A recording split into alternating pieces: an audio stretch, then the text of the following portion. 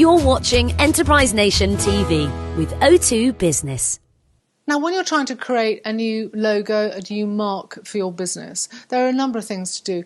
Of course, number one, you've got to make sure that you have got a name that you can trademark or a name that you can defend in the first place. There is nothing more frustrating, upsetting than actually, starting a business, having a name, and then a few years later you discover that some great big company owns that name or can take it from you or cost you a lot of money and you've got to rebuild it. So make sure that you can own the name or certainly that you can progress with it.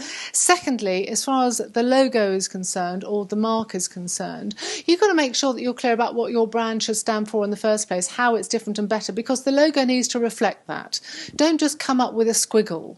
You've got to be informed. You've got that squiggle, whatever it is, got to be informed by some thinking about how it is that your brand needs to be different. And then you think about how the logo, how your total visual identity, not just the logo, can really build that difference in your brand.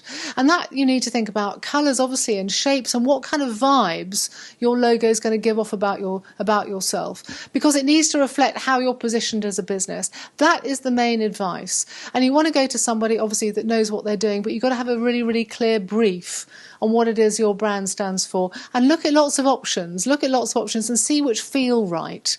And don't necessarily go with the one that feels very comfortable to you. Go with the one that you think is going to create the right impression and have the right outcome.